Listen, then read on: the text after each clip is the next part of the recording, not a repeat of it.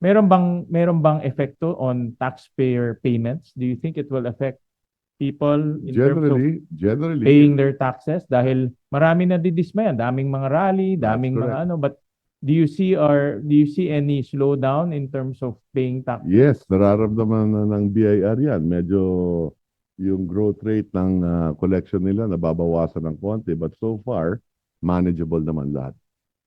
Yan rin ang ayaw nating mangyari na mawala yung kumpiyansa ng gobyerno, ng taong bayan sa gobyerno. That's correct. And the offshoot there is in iba magwi-withhold muna ng payments, or in iba siguro baka magkaroon ng many times pag-iisipan bago magbayad, no? So that's why it's important to fight corruption and curb corruption, and I commend the DOF for stating that the DOF will never tolerate corruption. So um, that's one. The other one is I'll drill down, Secretary, to some of our revenue drivers, which is BIR and BOC.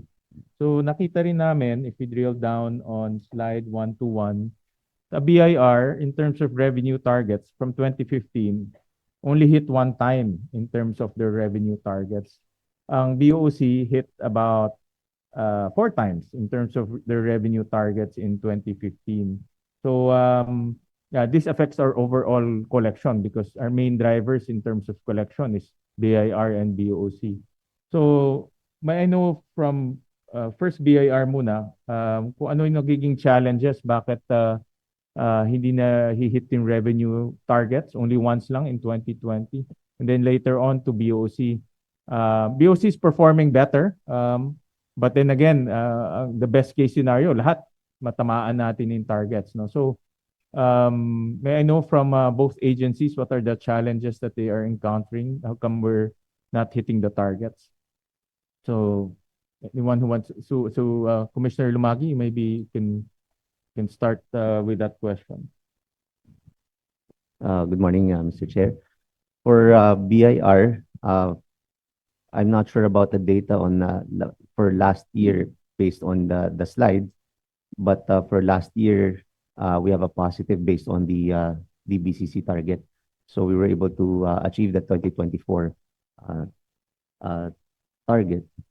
This is positive 2.7. Mali lang yung kulay. Yes. Kamali lang yung Okay. kulay. Thank you for the clarification. And also for 2023, I think the figure there is mainly because of because of the transition from the monthly VAT to quarterly VAT. That's why there's a problem with the data on 2022 and 2023 figures. But the challenge mainly is I think it's really more on number one is the illicit trades. We've been addressing that, and we've seen a higher collection since we started an aggressive approach on illicit trades, especially on excise tax collections on illicit tobacco. So we've seen a drastic improvement in terms of collections on excise taxes, especially with our collections from the vape industry, because previously there was really no payments from that industry, kaya naman na tumaas po ang ating ang ano po doon, ang collection po doon. Sa VAT din po tumaas din ang naging collection natin sa VAT. So essentially it's really just monitoring. We will be more efficient, and we're hopeful for the first semester of 2025 we were attaining our targets for the first semester. So we're just continuing our aggressive approach on curbing illicit trades, and nagiging maganda yung aming collections, especially also collections from our rate or run after tax evaders, and yung ating run after fake transactions, which saw a dramatic increase in VAT collections because of our program on that.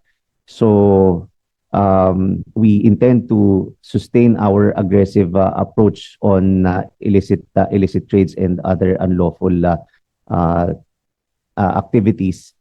And we're hopeful, but of course with the challenges nga that were mentioned a while ago, for the second semester and the first quarter for next year, yan po talaga yung magiging challenge. But we're hopeful, we're positive that our targets will, our collection will perform better.